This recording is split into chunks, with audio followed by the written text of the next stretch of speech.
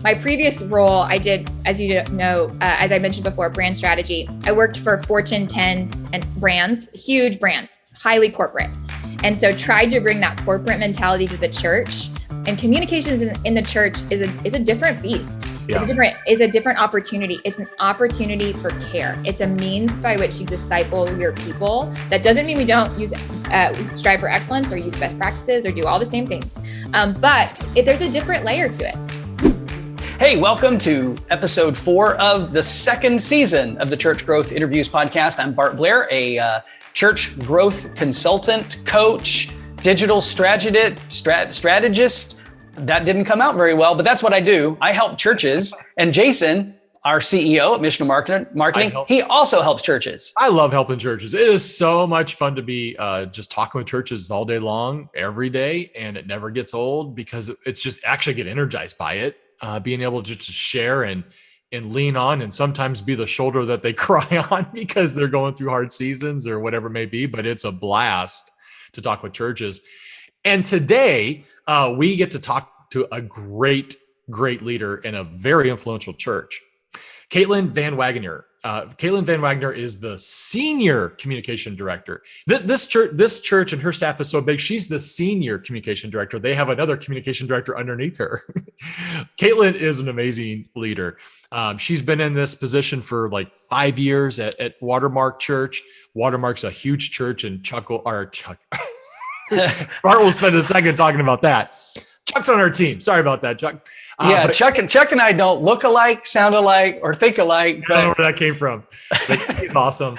But so Caitlin, she talks about some what she's done to grow and lead this team over the last 5 years. And so if you're in the communication director role or you're aspiring to be, or you're a leader that's looking to hire a communication director, this is a great conversation for you to tune into. She also talks about this season of change at Watermark, and they're in a season of change right now, and she's having to navigate through that. And so she shares some insight into that. Tell our audience a little bit about Watermark if they don't know their Bart. Yeah, Watermark is not too far from where I live. I actually drive down the highway and pass their ministry center quite often. They're actually a multi-campus church, but one of the things that's been happening over the last few years is they have actually been releasing some of their campuses. I think ultimately they're going to release all of their campuses to be independent churches. And she shares a little bit about that in the podcast. One of the things that makes Watermark unique is that they really focus more energy on attracting people into their building and onto their campus between Sundays than they do on Sundays. She talks a little bit about that as well. If you are familiar with Re-Engage Marriage Ministry or Regeneration, those are two ministries that hundreds of churches across the country use. My home church, Preston Trail Community Church in Frisco, Texas, we do Re-Engage and Regeneration at our church. And they are great ways for churches to connect with people in the community to really help couples and individuals deal with really tough stuff that they're managing in their lives. And so they built this. They were birthed at Watermark. Yeah, they were all birthed at Watermark, and Watermark provides coaching and guidance for churches that want to use those programs. They also have a really very well-known young adults ministry called The Porch that meets midweek. And it's something I think a lot of other churches look to The Porch and what they've done to reach young people, millennials, Gen Z, people who, a lot of people have written off as a lost cause, and Watermark has doubled down on their ability to reach those people in their community. And so it's really admirable. The thing, Jason, that I really took away from our conversation, I was actually sharing with my wife, Elizabeth, shortly after you and I had the conversation, was that we talked to a lot of communications directors, whether that's with our work that we're doing with churches or podcasts. And this is certainly not to be disparaging to anyone else that we work with or anybody else that we talk to. But Caitlin has a pastor's heart. And I don't know if you got that, but she doesn't treat leading the communications team like just a service to the church, but she treats it like a real ministry. And that really comes out in the way that, she talks about the way that she leads her staff, the way that her ministry staff supports other ministries in the church. And it was really unique. And I was really impressed by that, and just really appreciate her heart for doing ministry. So, you, our listeners, I think you're really going to appreciate this conversation that we had with Caitlin. If you're not yet subscribed to our podcast on whatever method you listen to this, whether you watch the videos on YouTube or you listen to some on some platform for podcasting, make sure that you subscribe. And if you haven't left us a rating or review, we'd love to have that. If you think we're worthy of a 5-star, give us 5-star. If you think we're worthy of a 1-star, give us a 1-star. We'd love your feedback. I hope it's better than a 1-star, but we'd love your feedback. We'd love to know if you have ideas or suggestions about guests that we could have on the podcast or topics that you would like for us to cover. We'd love to do that. One of the things we are going to be doing here in season 2 more frequently is, instead of always just having a guest that we interview, Jason and I are going to do some deeper dives into some church communications issues, things that we see churches doing well, things that we see churches doing regularly that could be improved. And so we're going to share some insights. In fact, we're going to have one of those episodes coming up probably within the next couple of weeks after this one releases. So I'm not going to let the cat out of the bag on that one. You need to subscribe so that you don't miss that episode. So without any further ado, here is our interview with Watermarks' Caitlin Van Wagoner. Caitlin Van Wagoner from Watermark Church. Thanks so much for joining us on the podcast today. Oh my gosh, absolutely my pleasure. Thanks so much for having me. Caitlin, we're really, really excited to have this conversation with you today. We've got a lot of different things that we want to talk about. But before we get into sort of the nuts and bolts of church communications and all things Watermark, why don't you share a little bit about Watermark Church and then your role there, how you got there? I believe you've been on staff there for about 5 or 6 years. Mm-hmm. And we just want to know your story. Absolutely. So happy to. So Watermark Community Church, we are a church in Dallas, Texas. And so we are a kind of an interesting church in that we have a little bit of an inverted ministry model. And so our church is probably busier Monday through Friday than it is on Sundays, because we have about 50 ministries that happen midweek throughout church. So it is wild around here all the time, which is so fun. I have the best job in the world. And then also some of our ministries are nationally and run at several hundred churches across the country. So there's just a lot going on all the time. But it's really fun. I think I have the absolute best job in the world. I'm the senior director of communications here, which is one of the single greatest privileges of my life. But I essentially oversee our communications arm, which there's kind of 2 arms to it. I would say our strategy arm, and then our creatives. So our strategy is essentially helping our ministries, coach up our ministries on how to communicate and where. And then our creatives are all of our typical creatives: photography, graphic design, filmmaking, social media, those sorts of things. So I get to work with them. And I've been here for about 5 years. So because all these ministries you have, how do you juggle doing, handling and working with them versus what happens on the weekend? It is always a tension to manage, I would say. And so I'm always looking to my elders. We're an elder-led church. That's another aspect of us that is important to know. And you would think that sometimes leadership really matters. And so understanding and serving our elders is one of the chief goals of our communications department, actually. And so I get a lot of my priorities from them. But our goal is to essentially serve our weekend services, but then also prioritize our midweek ministries as best we can. And some of those have their own individual brands, and some of them are more aligned with our master kind of our overall Watermark piece. And so it is a balance. So we try to arm our midweek ministries with like a really simple brand kit. So we live and die by our brand guide. And so to give them things that they can kind of plug and play so they can put together simple branded communications. And then we come alongside them to help create custom work if they're doing a sermon series or what have you, to come alongside of that piece. But it is definitely a lot to manage and juggle, but it's so fun.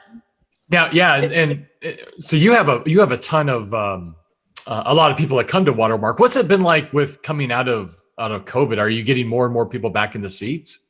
Yes, it is just so fun. I mean, I think it definitely has changed people's viewing habits, right? And so some people are still more comfortable with online church, but we are seeing a lot of new people, which is just so fun. So our membership classes are booming. That we've launched about 170 community groups in the last year, which is wild. I mean, so fun. And the heart of Watermark is really community. All of our members are in community groups. And so that is just really fun to see people. I think people are hungry. They're coming out of a time where they were isolated, and they're seeing the need for community and deep relationships. And so I think the church is in a great place to go, hey, come home and let's get you plugged in, connected in deep community with other believers. And so we're seeing people that are hungry for that, or people who have in COVID kind of uncovered some maybe hurts or hangups that they have that they want to work through too. So that's been really neat to see them working that through. And some of our other ministries that are more care oriented have kind of flexed in different ways. But it definitely has been a challenge. Every church has had to expand their digital footprint and learn social first and video first and all the things. But it's an incredible opportunity to care for people who are just in a different spot than they were 18 months ago. Yeah. Bart? Can I double click a little bit on a couple of different things that you were talking about there? First of all, you shared that you have about as much ministry, if not more, going on between the Sundays as you do on Sunday. And so what I'd love for you to do is just extrapolate a little bit on that for our audience so that they understand what kind of ministries you are running, whether those are outward facing, inward facing type of ministries. I'd also like to hear, and I know this isn't necessarily your area of focus and expertise, but since Jason talked about what things were like coming out of COVID, I'd like to hear how you have all these midweek ministries on your campus pre-COVID. You obviously had to transition not just your weekend services to an online experience, but a lot of these midweek ministries. How did that go? Just share some highlights on that. And then what parts of those have actually, if any, have remained online since you've come back to in-person services? So there were a few different questions there. Yes. The types of ministries that you have. Yeah, the types of ministries that you have that are running midweek, how you transition those to online experiences. And then since coming back in person onto campus, what types of things are still being done online and how effective you're seeing that being? Yes, that's awesome. All right. I think I got him. So we'll see. But if I get off track, I feel like, will get me back on track. So from a midweek perspective, essentially we've got some like larger ministries that are, and most of them are care oriented or life stage oriented. So for example, on Monday nights, we've got Regeneration Recovery, which is a 12-step recovery program that's Christ-centered. And that's one of our larger ministries that's also run across the country. The Porch is our young adult ministry, and that happens on Tuesday nights. And so we've got 3,500 young adults here on Tuesday nights, which is just so fun. And that's also streamed nationally to several churches across the country. And then our other kind of largest is a ministry called Reengage, which is a marriage enrichment program ministry that's essentially about discipleship in marriage and helping marriages go, whether they want to go from a 8 to a 10 or a 0 to a 10. So marriage enrichment, and that's also run across the country. And so those are kind of our big ones. And then we also have several that are more life stage, everything from ministries for women who are walking through infertility to our pre-marriage ministry or counseling ministry called Merge, to everything for women with unexpected pregnancies. And so there's a lot that happen. And in addition to more equipping things like women's Bible study, men's Bible study, so other things that are happening that are more about community or enrichment and equipping of our membership. So there's just a lot going on. A lot of them are in the vein of specialized kind of care ministries. A lot of them have been born out of, I think almost entirely out of lay leaders who are passionate about a given area. And so they start a ministry. And so some of them are really specialized. So one of them is, one of my favorites is Careers in Motion. It's folks that have recently lost their jobs or in a season of transition. How do you care for people in that unique life stage? And so a lot of them are kind of specialized, more care ministries that our lay leaders, our members have been passionate about. And so they've launched a ministry, which is really fun. So they're very disparate in terms of a size, everywhere from, 3,500 here to maybe one only has 10 or 15, but we try to look at all of those as amazing opportunities and not necessarily look at size in terms of value, but just in terms of the care that they're providing. So lots happening all the time. Wow. Okay, I want to go back. So you've been here for 5 years. Uh-huh. What was the communication department like when you started? And today you have a really robust, large Yeah. team. You've got a lot of people that you're leading. How was that growth, and what kind of advice would you give to a communication director that's kind of starting out, that's new, smaller church, but what are the things that you had to do? What are the things you had to learn? And talk a little bit about that. So much. Had to learn a lot. So I come from a corporate environment. So I was a branding strategist at an ad agency before. And then I came to Watermark. And our communications department was actually kind of split into almost 3 departments. And they were all very siloed and nobody talked to each other. And so not because we didn't love each other, but Watermark grew so fast, and it's filled with entrepreneurs. And so it was a bunch of different arms, and no one was really hooked in together. And so our creative teams and our production teams weren't really hooked into our graphic design team that wasn't really hooked into our strategy aspect.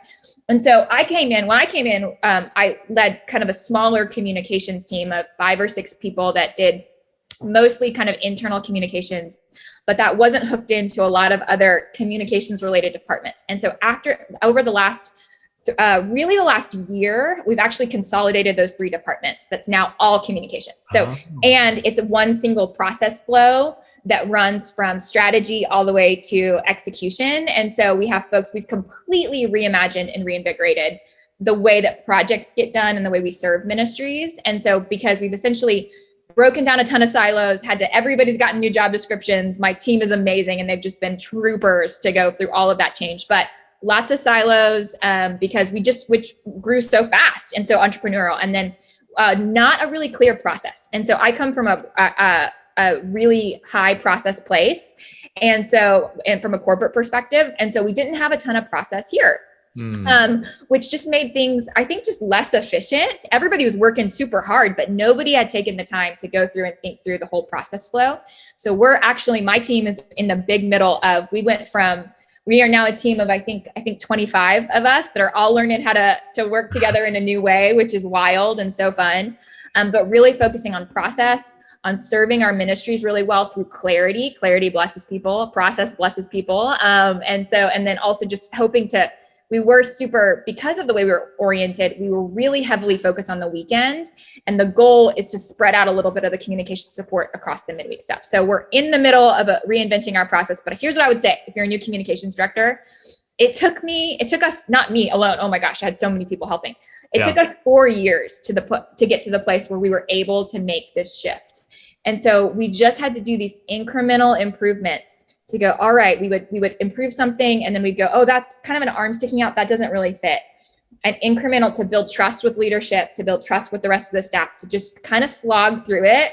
Yeah. And then finally we got to the place about a year ago where our leadership came to a couple of us and said, hey, we're actually game if you want to completely reinvent this. And so would you try that? And so there's a few of us that got together and they went for it. And all of a sudden it was like, we're changing everything, And so I would say if you're a new communications director, be faithful with what you've got. Take the most wise next step, and it'll all build on each other. And I think just improve what's in front of you, low-hanging fruit, and you're not going to be able to do it all. It took us 4 years to get to the place where we are now. And we had a ton of help and amazing people, but it just takes time to figure out to identify the right problems, to build trust.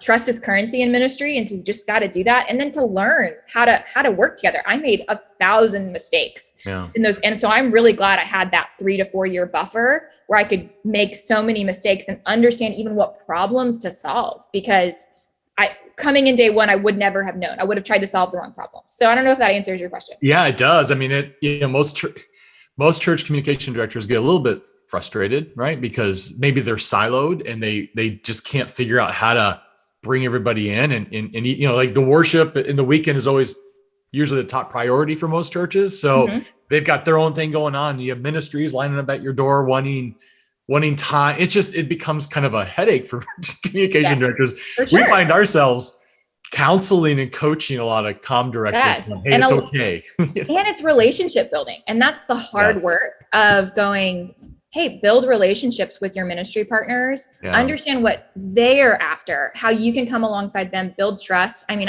I'll say it again, like trust is just currency. And I think I see that a lot too when I talk to other communications directors, is it does feel siloed. So I'm going, there's so much that can happen with just like taking your, women's ministry director out to lunch and sitting down and going, what are you focused on? Like, how can we help? We work together. And so building, and that's also the fun of you get to work at a church. It's like you get to work with amazing people, and who are all believers. And so building into that trust is currency. And then so that you got to make deposits into the trust banks before you can make some withdrawals. And so I would say I would focus on that, and don't get discouraged. Solve the next big problem in front of you, and then move on, and you'll build trust and then move on. Hey, Bart Blair here. I'm the producer of Missional Marketing's Church Growth Interviews podcast. Thanks so much for tuning in. At Missional Marketing, we're passionate about helping churches reach more people for Jesus online. And one of the ways that we do that is by helping churches acquire more new visitors to their website utilizing the Google Ad Grant. Google offers qualifying nonprofits, including churches, up to $10,000 a month in advertising. That means that you, as a church, could be using Google as one of your primary digital outreach strategies to communicate the gospel and reach more people in your community. If you'd like to learn more, visit our website at missionalmarketing.com and click the link at the top of the page that says Google Grants. We'd love an opportunity to partner with you in your mission to build God's kingdom here on earth. Well, thanks again for listening to our podcast. And now back to the show.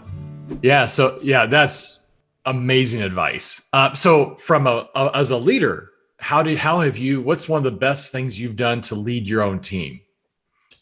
Oh gosh. Okay. I'll give you an anti-answer, which is, I think, leading out of brokenness and deficiency, which is probably not the answer you expected me to give you. I would love to say I came in with a 5-point plan and I got everybody on board, but truly, I came in and I tried that for a while, and it didn't really work. And honestly, it kind of wore me out to have to be the one that was always being the one to solve the problems. And so I had this really humbling moment about 6 to 8 months ago where I was like, I'm trying to lead on my own and not playing team ball.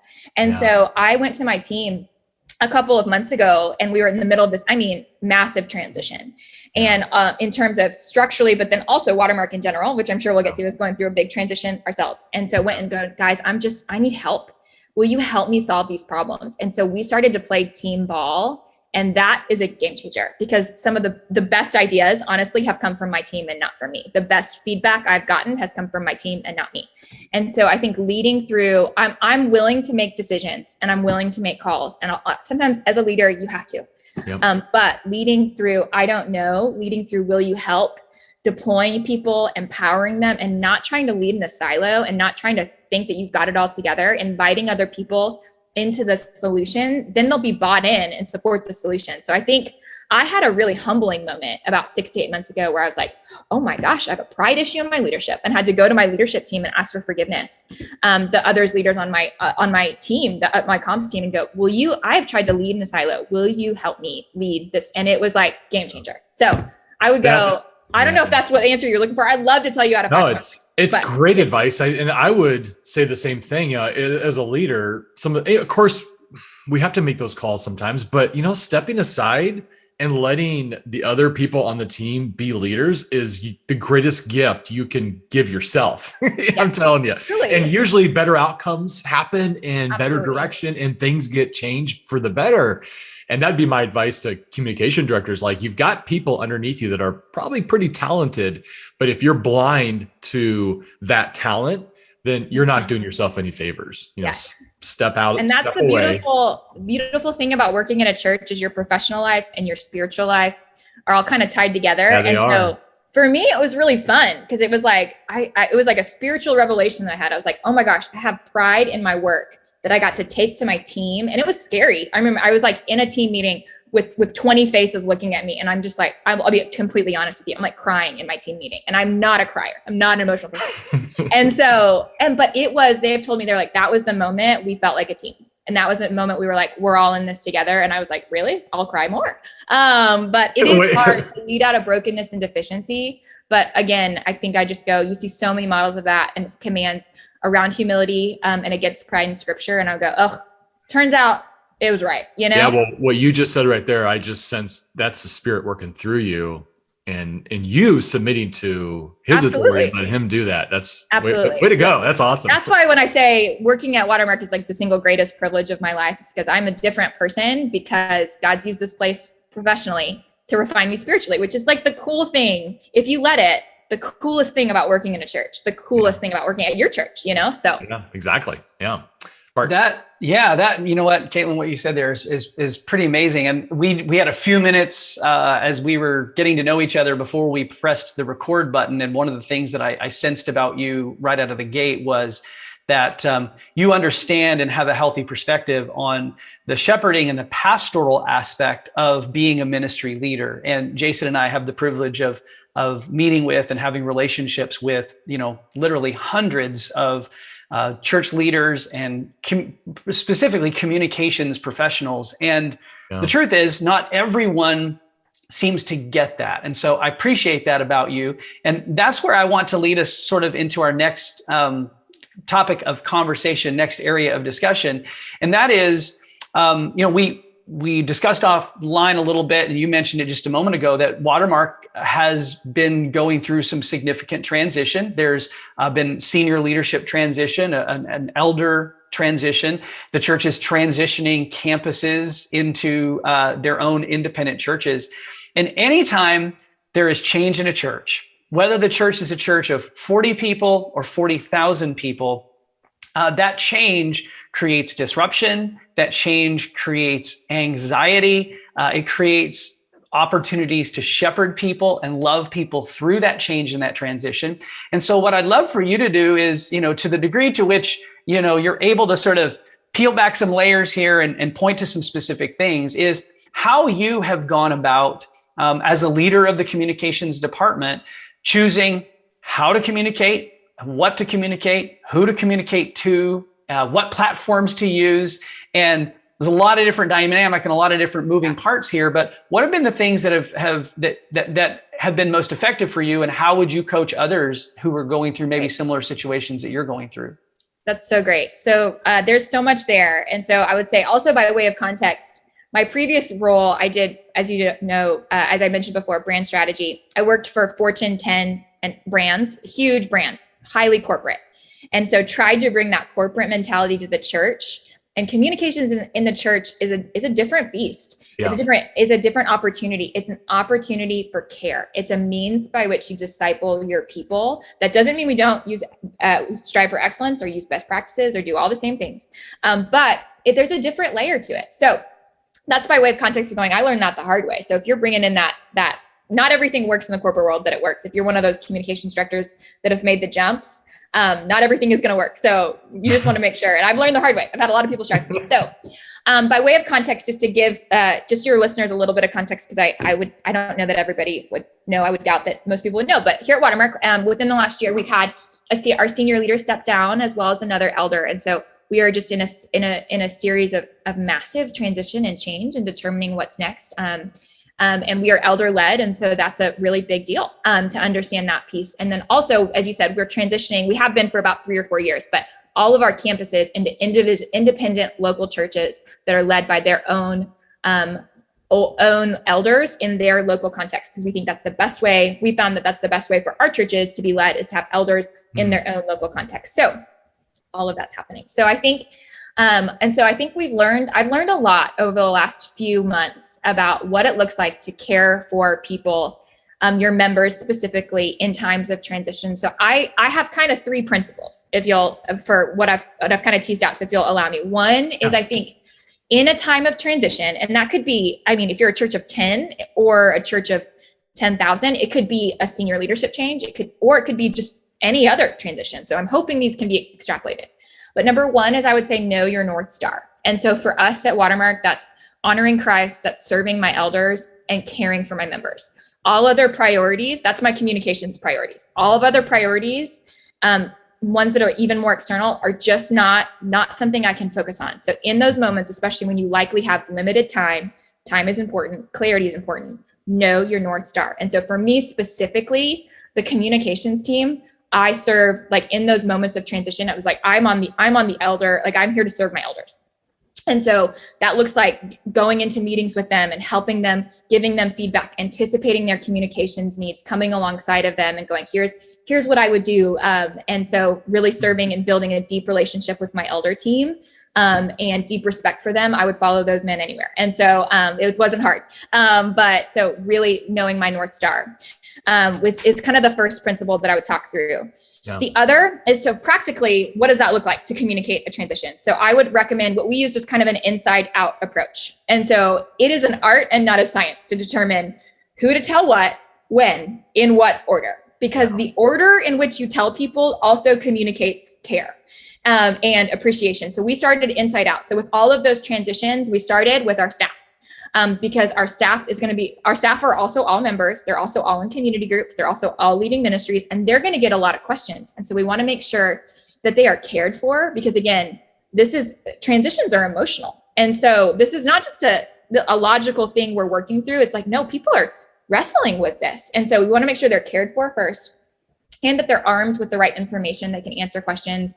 If a member of the press approaches them, how do they answer that question? As a side tip, I would say one of the most important people in your organization to care for in a transition is whoever answers your phones. And so literally I will walk downstairs to my girl, Jenna, who is our receptionist, who's amazing. And in a season where I think that I'll go, how are you doing? Because she's the one that's going to have to answer the phone calls, and she needs to feel confident and cared for. So that's just a little pro tip. Don't forget about whoever answers your phones. They're in a really important part of your communications team, whether you approach it or not. So from there, we start with staff, and then inside out, we move to our key lay leaders. So here at Watermark, we call those shepherds. Every one of our members is in a community group, and those community groups are led by essentially what we call shepherds, community shepherds that are over these community groups. And so they're key lay leaders, highly trusted. We gathered them together for a face-to-face meeting to talk through what was happening, to make sure that they knew, because they were, again, going to have to answer questions. And then from there, we moved to members at large. So I would say moving inward, outward. So from our staff to key lay leaders to members in that order was important for us. And so that's the second principle, was inside out. And the third one is, I would say, again, just seeing communication as a tool for caring people. So knowing that you can't just communicate all the facts. Like, there's got to be a pastoral tone. You have to anticipate people's questions, and just really see it as an opportunity to care for people. And it's messy. It's going to be messy. There's often so much gray here. So we always wanted to be as clear as we possibly could. Clarity blesses people, while still being pastoral and making sure that we are pastoring people in the midst of that. And so that looks practically like, I don't ever write anything in isolation. Everything I wrote around transition always went up to my elders to go, not just for clarity, but also for pastoring. And we would run it by our different writers would run it by things to go, hey, are we pastoring? We didn't do it perfectly. Goodness knows we did not do it perfectly, but that's the other aspect we wanted to. So I don't know if that kind of helps, but those are kind of my three big principles. Yeah. North Star, inside out. And the third one is seeing communications as a tool for caring for people. Okay. How have you, what was your strategy in working with media? And it doesn't, because you work with media probably all the time, because you guys you're a huge church, right? So not everybody's going to have the same kind of role that you have. However, even if you're in a smaller church, you're still going to interact with the media. You should interact with the media. What's been your strategy to do that? I think we have a general media approach, and we also had one for this specific situation. So again, I knew my North Star for this situation: caring for, honoring Christ, serving my members, serving my elders, and caring for my members. So what was not on my North Star was the media for this one. This was family business. And so that doesn't mean we're trying to hide anything. Everything was available on our website. And so nothing's hidden, but I prioritize our members. So we actually, we didn't interact with media on this one, because our goal was to care for our members. And so we wanted to communicate with them. And so for this one, this was not one where we interacted with media. Now we handle that differently for different things. We have media requests all the time, and we will for certain things depending on the situation. But for this one, again, inside out, we use internal channels specifically. So face-to-face meetings, a Sunday morning, but again, that's all of it's public and easy. And then email, one-to-one email was what we prioritized, but we specifically, in order to honestly, that communicates care and honor, I think, to our members to go, we are communicating this with you specifically. You're the ones who have raised your hand and said, I wanted to be shepherded at this local body. You're the ones who are in it with us.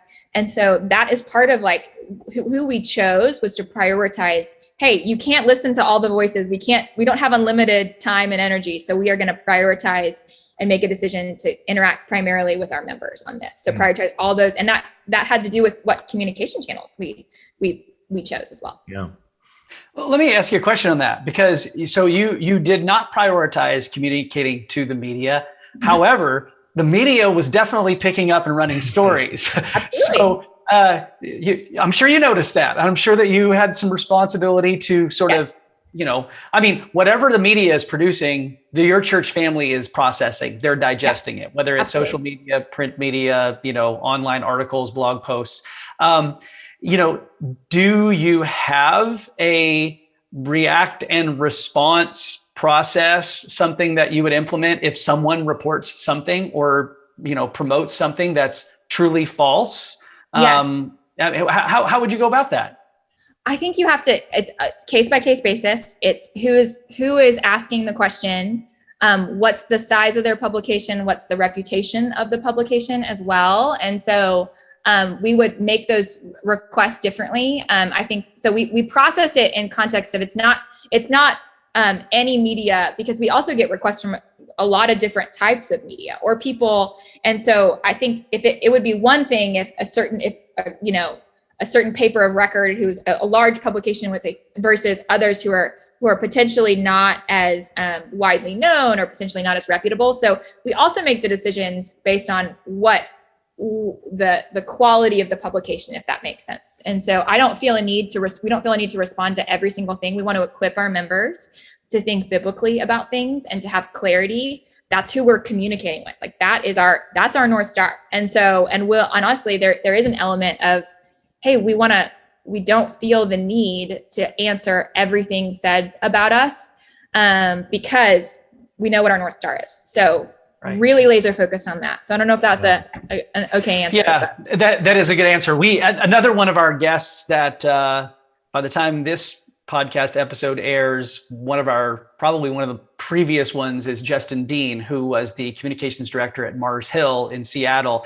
I'm just going to point to an episode of Carrie Newhoff's podcast that Justin did several years ago when he talked about dealing with the press and the media as it relates to stuff. There's just stuff that goes on in churches sometimes, and people are curious. And then there's people out there that are just trying to sell clicks, right? I mean, ultimately they're posting and they're creating and they're communicating things for the sake of getting clicks. And that's not always healthy and it's not always helpful. So having a preemptive plan or strategy for when those things happen is pretty important. And, we work with churches sometimes on reputation management after things have happened, stuff has gotten into the media. Unfortunately, the SEO, the search engine optimization of some of these publications trumps most of what we as the church are publishing and promoting. So when people are Googling, the stuff we don't want them reading is the stuff that's making its way to the top of Google's search ranking. So it can be very tricky. It can be. And I mean, honestly, I'm not trying to Jesus juke at all, but the scripture that comes to mind is you got to entrust to the one that judges rightly. Including with your church's reputation. That does not mean you do not think about SEO. We think about that all the time. You don't think about, hey, if a reputable media source comes to you with legitimate questions and you have vetted that reporter or things like that, that is an opportunity for a conversation. But that doesn't mean that you respond or react. We prefer to respond and not react. And so that doesn't mean that just because anybody writes anything about you, you have to necessarily react to that. I would be thoughtful, be prayerful, and really do your homework on who you're talking to and what the opportunity is. And so that's just kind of the way we think about it. So I don't know if that's even a best practice from a PR perspective. I don't know if we hired a publicist, they might say I'm crazy, but that's the way that we that's the way we approach it. No. You have dropped some truth. You've dropped some good stuff. What did that was respond and not react. Love that. There are a lot of little truth bombs from Caitlin today. Yeah. Oh, hey, love that. We're working on it. So let's set aside the transition. Let's set aside the fact that I think over the last, year or so, you've really just found your groove with your team. What's next? Are you constantly thinking about how you continue to change and get better as a team? I mean, does that go through your head as you're leading, or are you just trying to like, oh, I'm in this storm, so to speak, so I'm just waiting to see where God takes us? Or yes. Are you looking to the future? Well, right now, I think we are working this is a leadership axiom that is not mine, but work the team and not the problem, the team first and the problem second. And so we are working the team right now. And I do not know who said that. It's somebody else who's smarter than me. But so right now I'm working the team. And so we're just making sure we've got the right people in the right seats, doing the right thing and running the right process. Yeah. And then I think we're trying to build the engine before we figure out exactly how far we want to fly it. We know where we're going. Like I know exact kind of what a bar looks like, which is, hey, I want to build a bigger megaphone for the gospel for my ministries. Like that's my goal. And so, but we're having to dismantle bad processes or old processes and reassemble. And so that is where my team going into the summer, they had 3 priorities for me, which is process. We're going to work on process. We're going to work on hires, getting the right people in the right seats, because we went on a hiring freeze on my team until we figured out the right process. Because adding more people to a bad process just makes a bigger mess. And so we stopped about a year ago. We were like, no more, even though we had people transition off, we like really scaled down and said, we got to fix the process first. And now we're almost done with the hiring. And then the third one was just rest, coming out of a season of a really tough ministry season for my team. I mean, to be in any communications role over the pandemic is exhausting, then layer on top of it all the transition Watermark has. So rest was another third one. So that was my team right now. So we're working the last 2, which is process and hires. We're almost there.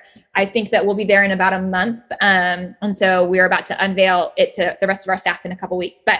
And then we'll start to work through, hey, what do the goals look like for the next year or so in terms of where we're going? But we're also we're resetting in terms of we're adding some people to our elder team. And so our elder team is growing, which is really fun, but we're kind of going to have to, again, we're elder led. So as soon as they figure out what their priorities are after we've resettled, then we can also build. I've told my elder team, I can build whatever plane you want me to build. You just got to kind of tell me where you want me to fly it. So we'll figure it out. It's been fun. This might be an obvious question or answer, but give me the top 2 or 3 ways that Watermark's grown the best. Has it been your own people inviting others, or have you guys been on, do you do a lot of advertising? Tell me what the growth has been like. Our growth is primarily word of mouth, and we see our ministries as side doors to the church. And so those are our most significant side doors to the church. So, think about, the Porch, which is our young adult ministry, Reengage, marriage ministry, regeneration. So those are side doors where we can meet people where they're at, care for them. If they're in recovery or whatever, care for them, and then usher them into next step to be part of the church, to be part of our community, which is where we feel like life change happens the best in the context of community. And so that is truly the way that we think about it, is actually, which is why we're kind of a funny inverted church model. We absolutely want to invite people on Sundays. We don't do a lot of paid advertising for our Sundays. I'm sure we've done that in the past for like a Christmas or an Easter or something to get people on board. But primarily, we put our energy into our midweek ministries, because that's a way to care for people who are, and then go, hey, a lot of people who've been hurt by the church people come on, for example, on Tuesday nights, young adults come who are all, so I think 3,000 18 to 25 year olds, or 22 to 25 year olds are here on Tuesday nights. A lot of them have church hurt. They think the church they've grown up in dead churches, or they've never, and so they would not probably come on a Sunday, but they'll come to meet a couple other 1,000 young adults, and then you start to go, hey, you disciple them where they're at. And then you start to go, hey, what's your next step to serve, to get into community, and to really, to start to be part of the life of the church. So that's really that's why we have kind of a funny inverted model, is that we're Monday through, but then also we just go, stories are the best currency in terms of inviting. So just telling a lot of stories and going, hey, there's hope in Christ. We want to help. So come on. You're speaking it. I love it. Cause yes, of course we want to invite people to Sunday. Duh. We want them in a seat, but I think a lot of churches make the mistake of that. That was what we used to do years and years ago. But these days, people aren't ready to take that leap to come to sit in a church because they grew up going to their parents' church and it was boring, irrelevant, and predictable. And so they're like, why would I want to do that? So your strategy, I think, is amazing. You go to them and their felt needs space and connect with them at that level through the ministries, a side door. That's a great picture of it.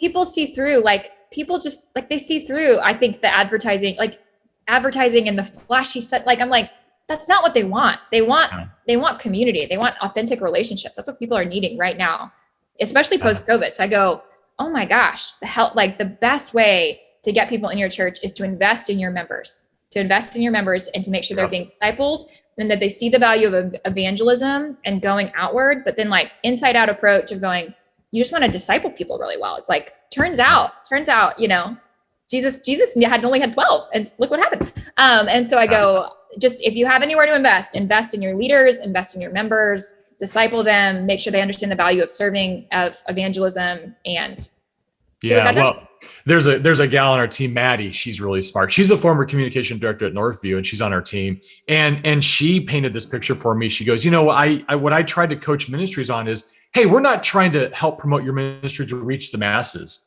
No. We want to turn that funnel upside down.